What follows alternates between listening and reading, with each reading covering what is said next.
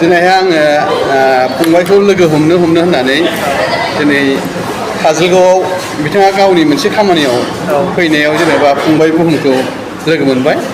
बिथांखौ लोगो हमनो मोननानै आंनि गोसोआ जोबोद गोजोननाय मोनदों आरो बेजों लोगोसे फंबाय बुहुमखौबो आंखौ लोगो हमनायनि थाखाय बिथांखौ आंनि गोसो गोरबोआव साबायखर बावनाय थाबाय।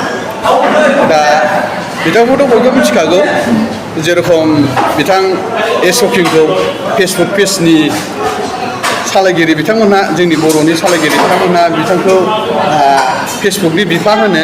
थिग बेबायदिनो जोंहाबो फंबाय बुहुमा गोबां फेसबुक सालायगिरि बिथांमोननि माखासे प्रब्लेमफोरखौ सल्भ खालामना होयो। दा बिथाङा गावनि खामानिखौ दोनथ'नानैब्लाबो बिथाङा गोबां मानसिफोरनि खामानिखौ मावनानै होयो आरो बिथाङा गुबुनफोर बायदि नङा। माने बिथांनि गोसोआ जोबोद मोजां। नाथाय बिथाङा दासो फरायफुबाय थानाय समखौ बांद्राय होनो हाया।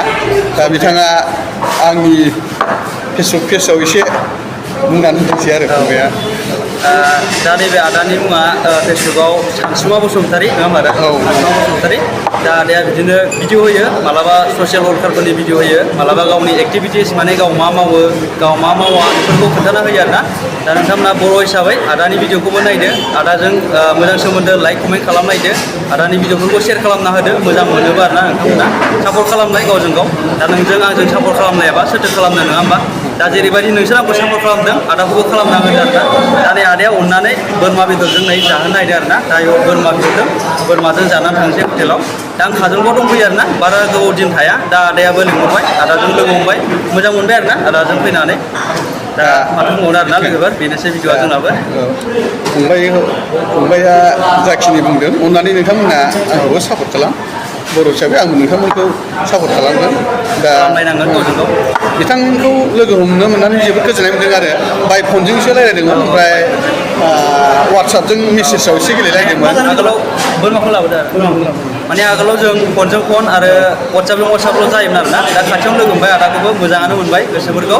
दा नोंथांमोनाबो सोरबा सोरबा लोगो हमनो गोबां बुंहरगासिनो दङ, नाथाय आंना सोलाबा आरोना खामानिया। बेनि थाखायनो आं दा आदाखौबो दाख्लैबो लोगो हमनो हायाखैमोन, खननै खनथाम जाबाय आदाया बुंहरनाया। नाथाय दिनै फाइनालि लोगो हमबाय आरोना आदाखौ। दा मोजां मोनबाय। फेसबुकनि सोमोन्दै एसे बुंना होदो आंनियावबो।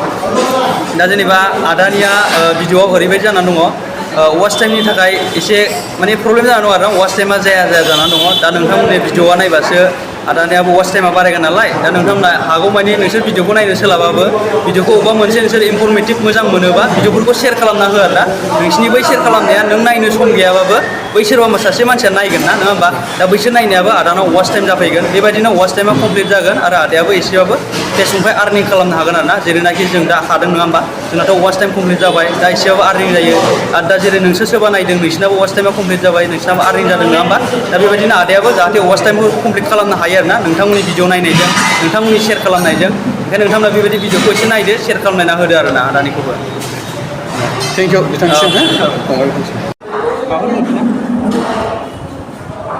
लोगोफोर जोंहा ओंखामा जाबायानो, आदाजों जाबाय, बोरमा बेदरजों जाबाय आरोना, जागासिनो दङ। मालाबा खनसे लोगो हमफिनबावगोन। हटेला माबायाव काजलगाव मा हटेल आदा? गेवलां हटेल नामा? नामखौ मोजां मिथिया, आंबो फार्स्ट टाइम नालाय काजलगावआव दासो। नामखौ मोजां मिथिया, जायगाया जाबाय आरो ना हटेलाव।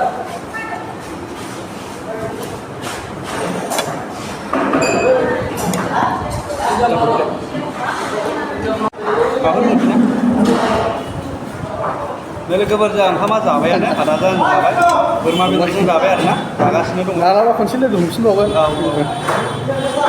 हटेला माबायाव काजलगाव मा हटेल आदा? गेवलां हटेल नामा? नामखौ मोजां मिथिया, आंबो फार्स्ट टाइम नालाय काजलगावआव दासो। नामखौ मोजां मिथिया, जायगाया जाबाय आरो ना हटेलाव।